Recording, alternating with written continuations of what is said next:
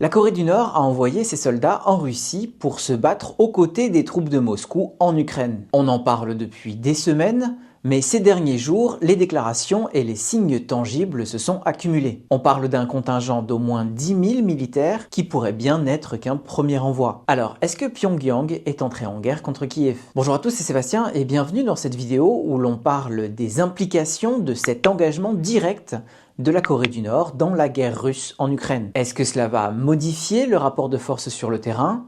Et en termes d'équilibre géopolitique plus globaux, qu'est-ce que ça veut dire d'avoir des troupes nord-coréennes sur le continent européen? L'annonce de l'envoi de soldats nord-coréens en Ukraine avait été évoquée lors du déplacement de Vladimir Poutine à Pyongyang en juin dernier. La Russie et la Corée du Nord avaient alors signé un traité de partenariat stratégique et s'étaient promises assistance mutuelle dans le domaine de la défense. Quelques mois ont passé, on a continué à en parler, notamment à travers la présence d'officiers nord-coréens et de spécialistes en missiles balistiques dans les territoires occupés. Certains d'entre eux auraient d'ailleurs été touchés par des frappes ukrainiennes sur des postes de commandement, mais ça, on n'a pas de confirmation. En tout cas, concernant l'envoi de soldats nord-coréens, ça s'est précisé cette semaine. Volodymyr Zelensky, en déplacement à Bruxelles, a évoqué le chiffre de 10 000 soldats. En parallèle, Kirilo Budanov, le chef des renseignements militaires ukrainiens, a lui parlé de 11 000 hommes. Et la Corée du Sud, le 18 octobre,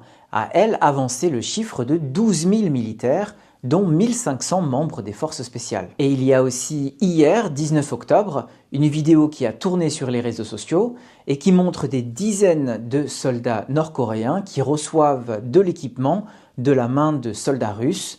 Et donc, c'est censé se passer sur une base quelque part en Russie. On peut discuter de l'authenticité de cette vidéo, mais l'envoi de soldats semble lui bel et bien acté. Selon Kirilo Budanov, le chef des renseignements militaires ukrainiens donc, une première unité va être d'abord envoyée à Koursk pour aider à repousser les Ukrainiens. Évidemment, la Corée du Nord ne va pas déclarer la guerre à l'Ukraine, étant donné que la Russie ne l'a pas fait non plus depuis 2014. Mais donc, qu'est-ce que ça veut dire? Bon, en premier lieu, parlons de l'aspect opérationnel. La Corée du Nord, ces derniers mois, a clairement aidé la Russie en lui envoyant des quantités impressionnantes de munitions, d'armements, de missiles ou de véhicules, ce qui fait que la contribution de Pyongyang est bien plus conséquente que celle de Téhéran. L'Iran a envoyé beaucoup de drones Shahed et quelques dizaines de missiles balistiques, mais ça n'a absolument rien à voir avec les quantités qui ont été envoyées par la Corée du Nord. Et c'est justement la quantité qui fait la différence, puisque l'armement nord-coréen, ce n'est pas le plus performant parmi les arsenaux de la planète, mais le fait qu'il arrive en masse, eh bien, ça crée une différence sur le champ de bataille. Pour ce qui est des soldats, par contre, on ne sait pas encore exactement ce qu'ils valent, puisque l'armée nord-coréenne n'a pas été éprouvée sur un champ de bataille depuis l'armistice de 1953. Et donc, il est difficile de savoir s'ils vont créer une différence, d'autant plus que environ 10 000 hommes, ce n'est pas énorme, compte tenu des centaines de milliers d'Ukrainiens et de Russes qui sont déployés le long de la ligne de front. Mais donc selon la plupart des experts, ces quelques 10 000 hommes, ce n'est qu'un premier envoi. Il y en aurait d'autres, sachant que officiellement la Corée du Nord a une armée de 2 millions d'hommes. Quoi qu'il en soit, l'envoi de ces soldats par Pyongyang est une mauvaise nouvelle pour Kiev, qui est à la peine depuis déjà plusieurs semaines. Ses positions à Koursk se réduisent comme peau de chagrin, sa défense à l'est est de plus en plus malmenée, voire enfoncée dans certains endroits. En ce qui concerne la Russie, l'accueil de ces soldats nord-coréens est quand même un aveu de faiblesse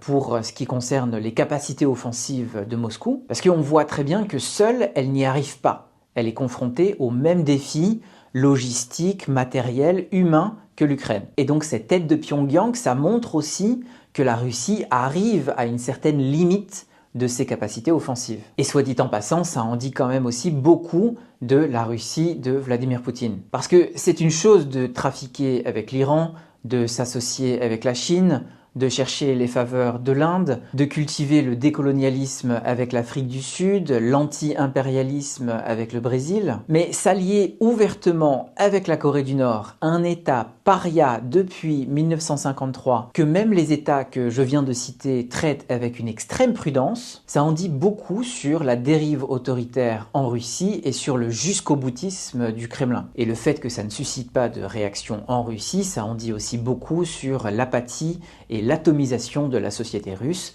Mais bon, ça c'est déjà une autre question. L'envoi de soldats nord-coréens en Russie pour se battre en Ukraine, c'est aussi une mauvaise nouvelle pour la Corée du Sud. Et en tout cas, c'est comme ça qu'elle l'a formulé. Elle s'inquiète régulièrement de regains de tension avec le Nord. Ces derniers jours, par exemple, on a vu que Pyongyang avait détruit des routes qui menaient vers le sud. Il y a toujours des échanges de menaces, des démonstrations de force, des tests de missiles. Mais pour Séoul, le fait que Pyongyang sorte de son isolement géopolitique, ça affecte directement la relation entre les deux Corées et ça affecte directement la manière dont Séoul va gérer sa politique d'endiguement vis-à-vis de Pyongyang. Et puis plus généralement, Séoul a dénoncé cet envoi de soldats comme une menace pour la sécurité internationale. Donc là-dessus, évidemment, il faut parler des Occidentaux, les États-Unis en tête. Et les États-Unis, eh bien, ils sont remarquablement absents sur cette question. Évidemment, ils expriment leurs inquiétudes, mais ils disent qu'ils attendent des preuves de la présence de ces soldats nord-coréens en Russie pour aller se battre en Ukraine, ce qui est toujours particulier de la part d'une puissance qui avait suivi quasiment au kilomètre près